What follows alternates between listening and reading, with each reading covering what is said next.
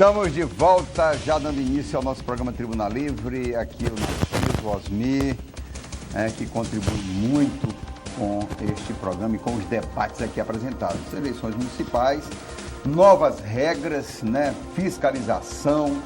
Temos a grande novidade de não ser uma eleição com financiamento privado, empresarial de campanha. Além de outras regras, tempo menor de campanha, de televisão. E o TRE, o Tribunal Regional Eleitoral, está aí já trabalhando há algum tempo acerca disso. E eu gostaria de colocar aqui no meio de campo do Tribuna Livre o seguinte questionamento. As eleições este ano serão um marco na história do Brasil em função da Lava Jato, de mensalão, de outros processos em andamento. Boa noite, doutor Camolês. Boa noite. Prazer. Doutor Roberto, boa noite também. Boa noite. Você está colocando isso como uma... Está aqui no meio de campo, Osmir, para a gente começar a trabalhar. Em que o Lava Jato poderia ter contribuído para a campanha? Se é um marco, se vai ser diferente da campanha nacional. É um bom tema, doutor. Bom dia a todos. Boa noite a todos, aos senhores telespectadores, aos presentes.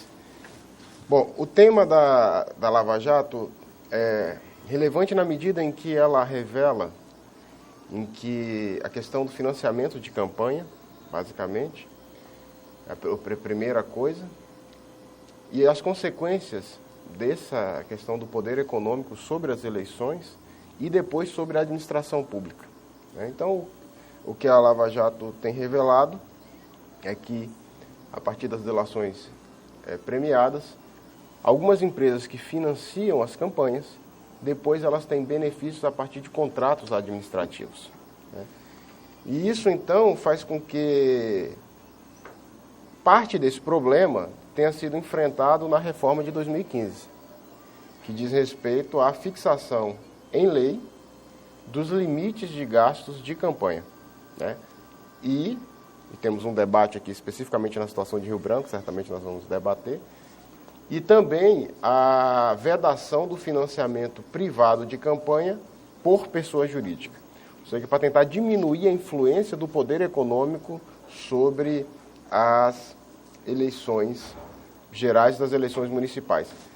A Lava Jato também revela, por outro lado, que a capacidade de investigação das polícias brasileiras, do Ministério Público e a atuação também do Judiciário é capaz de punir gradativamente essas atividades criminosas. Então é sobre esse ambiente que já existia a Lava Jato em 2014, mas com mais desenrolar ao longo do ano de 2015, que à luz agora do ano de 2016, nós teremos então essa eleição municipal com já essas pequenas alterações no que diz respeito ao financiamento privado de campanha. Eu diria um aspecto que eu sempre abordo o seguinte. O financiamento privado, desde que declarado, eu não vejo mal nenhum. Nas boas democracias, é um fato normal, desde que declarado. Declaro, eu ajudo a campanha, não vejo nenhum mal. Porque o problema todo não está na declaração, está no caixa 2. E eu pergunto o seguinte, vamos pegar aqui o caso de Rio Branco, que o Narciso ficou até de abordar, e você depois complementa, Narciso. Nós temos valores estimados para a campanha aqui desse ano, por exemplo, em Rio Branco. O prefeito só pode gastar até 166 mil, que não dá nem para os santinhos, não vai dar nem para os santinhos. Já tem uma distorção em que Cruzeiro do Sul, que é um município do interior, pode gastar, o prefeito pode gastar até 424 mil. Isso com base no entendimento ou na resolução já equivocada. Em que sentido? Pegaram o que o candidato pode gastar, o candidato gastou, aliás, Na eleição passada. Na eleição passada e não no que o comitê gastou na eleição passada. É bem diferente. Tem partido, e aí eu pego o exemplo do PT, o PT aqui no Acre, que o comitê gastou 2 milhões e tal, mas o candidato gastou 50, 60 mil reais. Né? Por que houve essa distorção? Doutor? Perfeito. Bom, a primeira coisa ainda para tratar um pouquinho ainda do tema da questão do financiamento privado. O financiamento privado é sempre um tema polêmico. Mesmo em democracias mais antigas do que a nossa e mais consolidadas, como os Estados Unidos, tem questões bem problemáticas também quanto ao financiamento privado de campanhas. Mas eu concordo com o senhor que o problema do Caixa 2, esse é o problema a ser combatido. Mas o fato de limitar o gasto também, ainda que se permitisse o financiamento ainda empresarial, quando existia antes, não tinha limite nenhum. Então, uma coisa importante também dessa legislação é estabelecer limites. Agora vamos tratar do limite de Rio Branco, segunda indagação. Eu, particularmente, com todo respeito à resolução do TSE, porque a definição não foi feita pelo TRE do Acre, foi pelo TSE. Né? E com todo respeito, e considerando a hierarquia jurisdicional, mas eu encaminhei um documento ao TSE expondo que, no meu entender, havia um equívoco no que diz respeito à apuração da base de cálculo do limite de campanha de Rio Branco, né? Do Acre como um todo, dados esses problemas. Porque, efetivamente, o que aconteceu foi isso. Se entendeu que deveria se considerar apenas os gastos na conta do candidato e não na conta do comitê financeiro, na perspectiva do que, na regra anterior, o comitê financeiro era possível fazer apoiamento a candidatos proporcionais, né, a partir da conta do comitê financeiro, e que, efetivamente, para melhor depurar isso, considerou só a base de cálculo do candidato.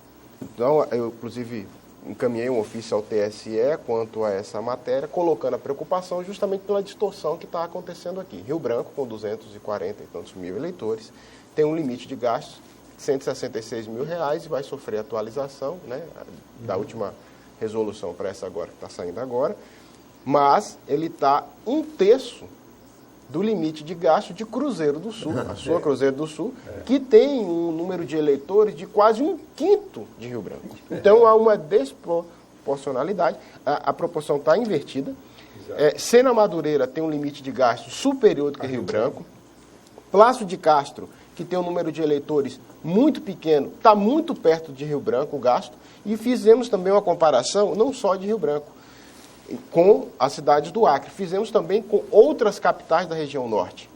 Porto Velho, que tem um número de eleitores um pouco acima. Fizemos com a capital de Tocantins, Palmas, que tem um número de eleitores um pouquinho abaixo do que o nosso, e lá o limite de gasto, se não me falha a memória, é R$1.900.000. 10 vezes daqui. 10 vezes. Mas por que isso? Porque lá, por uma opção dos candidatos, eles colocaram mais gastos na conta do candidato, ao invés do nosso caso, que colocaram no comitê. Mas era a regra do jogo, vamos dizer assim. Sim. No ano de 2014. O candidato poderia tanto utilizar mais o comitê financeiro ou menos a sua conta. Isso era a regra que estava estabelecida. E é isso que nós estamos colocando. Ou seja, se tem uma norma que vem 2 anos depois, que é o caso da regra de 2015, considerando a base que já existia, não tinha como, na época, os candidatos aqui pensarem que viria futuramente uma norma que usaria essa base de cálculo de 2014 para limitar o gasto. O senhor tem esperança que isso mude? Acho que no âmbito do TSE há uma certa dificuldade para mudar, porque me parece que há um convencimento, vamos dizer assim, por parte do TSE, de que a interpretação que eles deram, de certa forma, está correta. Até porque me parece que são poucos locais, vamos dizer assim, que estão reclamando. Vamos dizer assim, o que nós procuramos obter informação junto ao TSE é que são poucos os locais que foram fixados limites que estão tendo um prejuízo, vamos dizer assim, que Rio Branco está tendo. Doutor Camolês. Vamos ouvir o doutor Camolês? Eu estou com a vontade danada de fazer alguns questionamentos.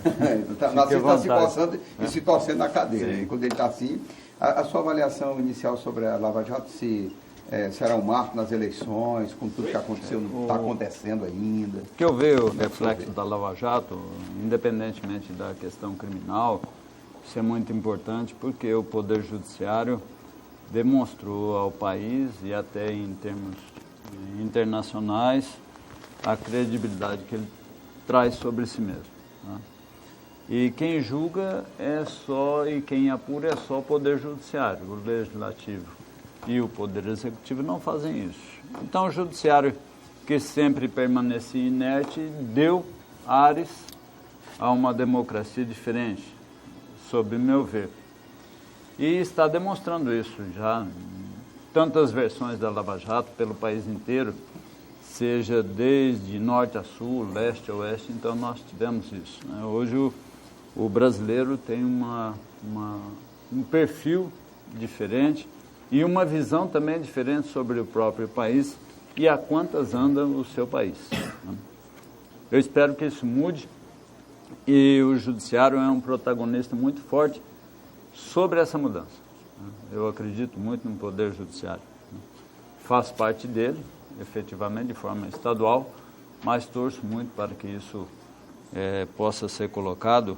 Evidente que eu não gostaria que isso estivesse acontecendo no meu país, isso entristece, mas fico contente que esteja acontecendo e sendo apurado e respeitadas as opiniões divergentes também e respeitados os direitos daqueles que estão sobre o processo.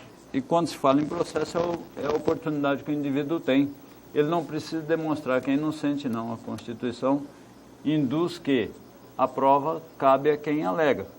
Ele não precisa demonstrar que é inocente. A pessoa, o Ministério Público, seja estadual ou federal, que tem que provar que ele é culpado.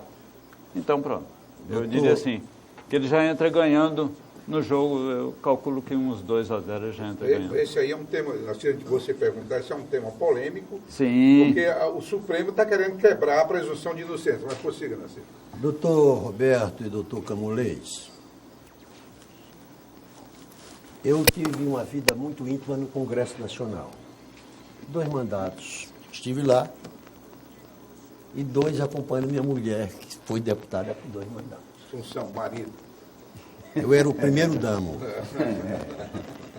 Articulador. E desde aquele tempo, sobretudo na elaboração dessa carta de boas intenções, porque a nossa Constituição está muito cheia de boas intenções. A Constituição é boa. É boa. Vamos polemizar mais. E que se discute a questão de uma reforma política. Sim. Primeiro baseado nas mais consolidadas democracias do mundo. A dos Estados Unidos, por exemplo. Desde a eleição de George Washington, no ano de 1789, que as eleições americanas se dão sob as mesmas regras, com leves transformações. E lá não há justicialização no processo eleitoral. Assim como a própria Constituição dele sofreu pouquíssimas emendas também, né? Mas porque é uma Constituição... Não, bem... mas depois concluir. deixa ele voltar para a gente. Aí o que é que acontece? Se você for jogar hoje no Congresso Nacional, entre os 594 congressistas, 315 deputados e 81 senadores, 513. todos são favoráveis a reformar a nossa legislação eleitoral. Aí cada um tem uma reforma pessoal. Na sua cabeça. Pessoal. Aí para não reformar, aí começa a botar alguns bodes na sala. O voto deve ser facultativo ou não? Financiamento público ou privado? Voto majoritário ou voto proporcional? Voto em lista? Isso tudo é bode. Distrital, se é misto, se é distritão. Distrital misto, puro. Quando na realidade corrupção eleitoral, ela se dá em razão da proliferação dos partidos. Não discute a questão da criação de partidos. As cláusulas de barreira, algumas poucas que foram colocadas. O senhor também está me sido interrompendo, objeto. tá, doutor? Então continue. Não. Que eu ia exatamente chegar lá na cláusula de barreira. Aí o que é que porque o intervalo vai ser chamado. Aí o que é que acontece? E é o que acontece, doutor Alberto? Quando, na realidade, não é o financiamento público nem o financiamento privado que produz a corrupção eleitoral. É o clandestino, é o financiamento clandestino, aquele que corre pelos dutos do Caixa 2. Então, meu ilustres doutores, se nós não fizermos uma reforma política, que nós sigamos e persigamos o caminho que a Alemanha, a Inglaterra, a França e os próprios Estados Unidos, de nós enxugarmos o número de partidos políticos, nós não vamos combater a corrupção eleitoral. Esse é o assunto que eu gostaria que nós... A gente conversa e ouve as respostas dos desembargadores, dos juízes, depois do intervalo.